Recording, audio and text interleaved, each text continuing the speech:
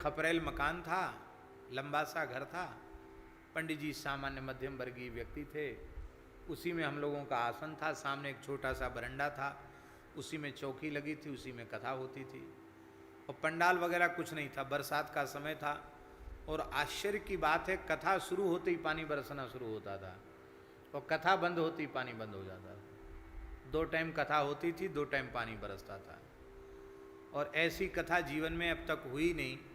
सब श्रोता छत्ता ले लेके आते थे, एक लकड़ी का पीढ़ा पर बैठते, छत्ता लगा लगा, सैकड़ों छत्ता सामने लगे हुए।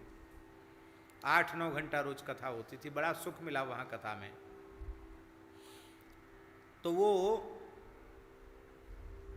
कक्ष जिसमें हम लोगों को रुकाया गया था, खपरेल मकान था, उसमें जिस दिन गए हैं शाम को हम लोग पहुंचे थे, और शाम को सोते ही उसमें विलक्षण अनुभूतियां शुरू हो गई।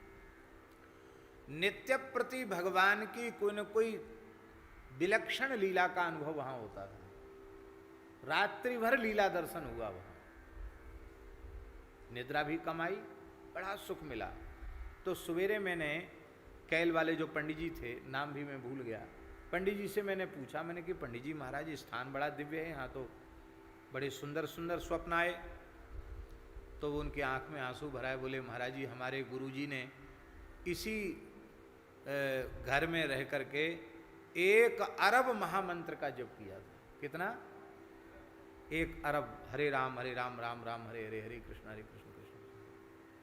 उन्हें साक्षात भगवान का दर्शन प्राप्त था। और उन्होंने बताई जो विचित्र बात स्वामी श्री श्यामानंद जी के बारे में, बोले हमारे गुरुदेव को वर्षों तक किसी से कुछ नहीं लिया उन्होंने।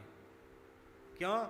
बोले उनके राम नाम जप को देख करके, महामंत्र जप को देखकर भगवान शिव द्रवित हो गए, और भगवती पार्वती रोज उनको दूध, अधोटा दूध लेके आती थी। लोगों में चर्चा का विषय हो गया कि स्वामी जी कुछ नहीं खाते हैं, खाली भजन करते हैं। तो एक पंडित जी जबरदस्ती आकर वहां पड़ गए, और उसके बाद फिर भगवती ने आना बंद कर दिया, और फिर स्वप्नादेश हुआ कि अब आप पवित्र ब्राह्मणों के घर की भिक्षा ले लिया करें। तब से उन्होंने नहीं, वर्षों तक केवल दूध पी करके वो रहे। और वे पूज्य श्यामानंद जी कहते थे कि साधन पथ पर आगे बढ़ने के लिए विनय पत्रिका का आश्रय लेना चाहिए, और तत्काल प्रेम का उदय हो इसके लिए मीरा जी के पदों को गाना चाहिए। मीरा जी के पदों से उनको बहुत प्रेम था, और उन्होंने अपने पद गान में लोगों को प्रत्यक्ष भगवान की अनुभूति कराई थी। ऐसे महापुरुष थे।